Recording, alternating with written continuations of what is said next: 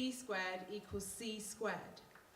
I used to think that I was aware of its meaning, leaning back on my chair, cocky in the classroom, obsessed with the answers and not really looking for the truth. See, school systems have a way of twisting things like Rubik's Cubes. They'll teach you about algebra without telling you that it's Arabic, a word handpicked from a foreign land, and it means the reunion of broken things. See, algebra is the alchemy of the unknown, which means that A can stand for anything. And I would give anything to go back to my classroom, raise my hand like Einstein's fringe, and ask if A can stand for the abolition of transatlantic slavery. Can it stand for the aggressive abstraction that makes a teacher tell you only of Wilberforce and the House of Commons?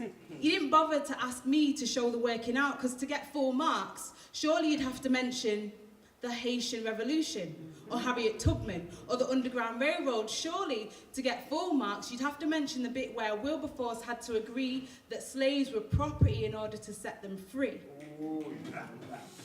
Turn my ancestors into outdated machines so that the slave masters could reap the redundancy fee, some sugar-sweet hypocrisy. The inconvenience of the human spirit.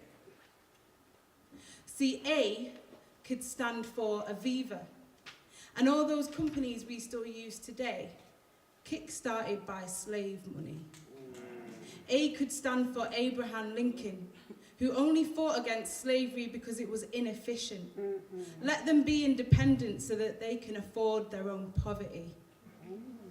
This is algebra, the reunion of broken things. I think B could stand for Black Panthers bottled up and brought to you by Beyonce. Yes,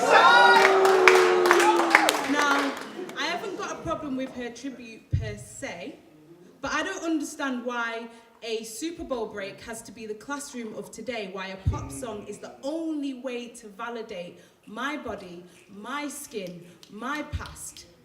B could stand for a Brazilian beauty queen too black to be broadcast.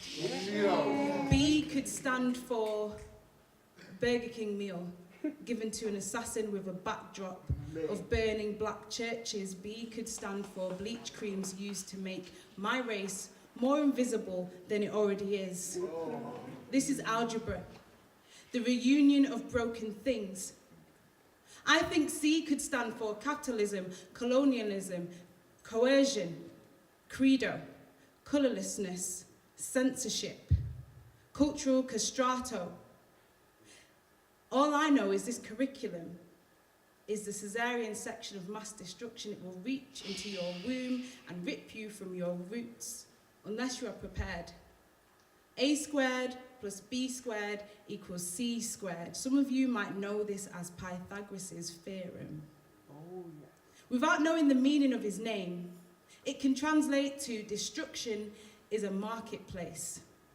Some of you might know this theorem only because it has been named after a Greek man, even though it was used by the Egyptians way back when they used to be black, to build the pyramids. It was used by the Babylonians before Pythagoras was a sperm in the underpants of Euclid, so why is it named after him? This is algebra, the reunion of broken things. I think C could stand for children scribbling confused calculations in the confines of their Cartesian pages. C could stand for critique. And there's a reason why you won't find this in your textbooks. Because maybe then everything that they taught you would actually start to add up.